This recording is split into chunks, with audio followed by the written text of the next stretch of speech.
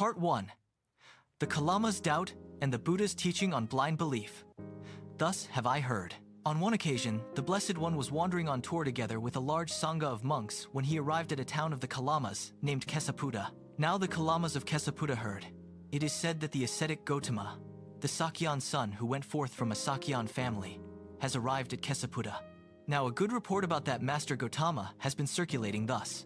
That Blessed One is an arahant, perfectly enlightened, accomplished in true knowledge and conduct, fortunate, knower of the world, unsurpassed leader of persons to be tamed, teacher of devas and humans, the enlightened one, the Blessed One, having realized with his own direct knowledge this world, with its devas, Mara, and Brahma, this population with its ascetics and Brahmins, with its devas and humans, he makes it known to others. He teaches a Dhamma that is good in the beginning, good in the middle, and good in the end, with the right meaning and expression. He reveals a spiritual life that is perfectly complete and purified.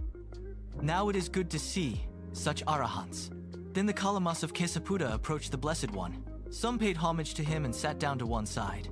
Some exchanged greetings with him and, after their greetings and cordial talk, sat down to one side. Some saluted him reverentially and sat down to one side. Some remained silent and sat down to one side. Then the Kalamas said to the Blessed One, "Venerable Sir, some ascetics and Brahmins who come to Kesaputta explain and elucidate their own doctrines, but disparage, debunk, revile, and vilify the doctrines of others. But then some other ascetics and Brahmins come to Kesaputta, and they too explain and elucidate their own doctrines, but disparage, debunk, revile, and vilify the doctrines of the others. For us, Venerable Sir, there is perplexity and doubt as to which of these good ascetics speak truth and which speak falsehood." The Buddha replied, "It is fitting for you to be perplexed, O Kalamas. It is fitting for you to be in doubt. Doubt has arisen in you about a perplexing matter. Come, Kalamas, do not go by oral tradition, by lineage of teaching, by hearsay, by a collection of texts, by logic, by inferential reasoning, by reasoned cogitation, by the acceptance of a view after pondering it, by the seeming competence of a speaker, or because you think, the ascetic is our teacher. But when you know for yourselves, these things are unwholesome, these things are blamable, these things are censured by the wise, these things, if undertaken and practiced, lead to harm and suffering, then you should abandon them." Then the Blessed One asked, "What do you think, Kalamas? When greed, hatred, and delusion arise in a person, is it for his welfare or harm?" The Kalamas answered, "For his harm, Venerable Sir." The Buddha said, "Kalamas, a person who is greedy, hating, and deluded, overpowered by greed, hatred, and delusion, his thoughts controlled by them, will destroy life, take what is not given, engage in sexual misconduct, and tell lies. He will also prompt others to do likewise. Will that conduce to his harm and suffering for a long time?" "Yes, Venerable Sir." The Blessed One continued, "What do you think, Kalamas? Are these things wholesome or unwholesome?" "Unwholesome, Venerable Sir." "Blamable or blameless?" "Blamable, Venerable Sir." "Censured or praised by the wise?" "Censured, Venerable Sir." "Undertaken and practiced, do they lead to harm and suffering or not?" "Undertaken and practiced, these things lead to harm and suffering."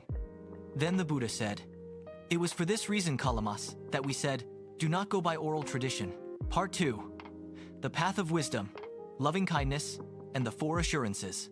Then the Blessed One continued, "Come, Kalamas, do not go by oral tradition, by lineage of teaching, by hearsay, by a collection of texts, by logic, by inferential reasoning, by reasoned cogitation, by the acceptance of a view after pondering it, by the seeming competence of a speaker, or because you think, the ascetic is our teacher. But when you know for yourselves, these things are wholesome, these things are blameless, these things are praised by the wise, these things, if undertaken and practiced, lead to welfare and happiness, then you should engage in them." The Buddha asked, "What do you think, Kalamas? When non-greed, non-hatred, and non-delusion arise in a person, is it for his welfare or harm?" The Kalamas answered, "For his welfare, Venerable Sir." The Blessed One said, "Kalamas, a person who is without greed, without hatred, without delusion, not overpowered by greed, hatred, and delusion, his thoughts not controlled by them, will abstain from the destruction of life, from taking what is not given, from sexual misconduct, and from false speech. He will also prompt others to do likewise. Will that conduce to his welfare and happiness for a long time? Yes, Venerable Sir. The Buddha continued. What do you think, Kalamas? Are these things wholesome or unwholesome? Wholesome, Venerable Sir. Blamable or blameless? Blameless, Venerable Sir. Censured or praised by the wise? Praised, Venerable Sir. Undertaken and practiced, do they lead to welfare and happiness or not? Undertaken and practiced, these things lead to welfare and happiness. Then the Blessed One taught the practice of the awakened heart. Then Kalamas, that noble disciple devoid of covetousness, devoid of ill will, unconfused, clearly comprehending, ever mindful dwells, pervading one quarter with a mind imbued with loving kindness. Likewise, the second quarter, the third, and the fourth. Thus, above, below, across, and everywhere, and to all as to himself, he dwells, pervading the entire world with a mind imbued with loving kindness, vast, exalted, measureless, without hostility, and without ill will. Likewise, the disciple dwells with compassion, altruistic joy, and equanimity, spreading these qualities everywhere without hostility or ill will. Then the Blessed One explained the 4 assurances gained by such a person. The first assurance: if there is another world, and if good and bad deeds bear fruit and yield results, it is possible that, with the breakup of the body, after death, I shall arise in a good destination, in a heavenly world. The second assurance: if there is no other world, and if good and bad deeds do not bear fruit and yield results, still right here, in this very life, I live happily, free of enmity and ill will. The third assurance: suppose evil befalls the evildoer. Then, as I do not intend evil for anyone, how can suffering afflict me, one who does no evil deed? The fourth assurance: suppose evil does not befall the evildoer.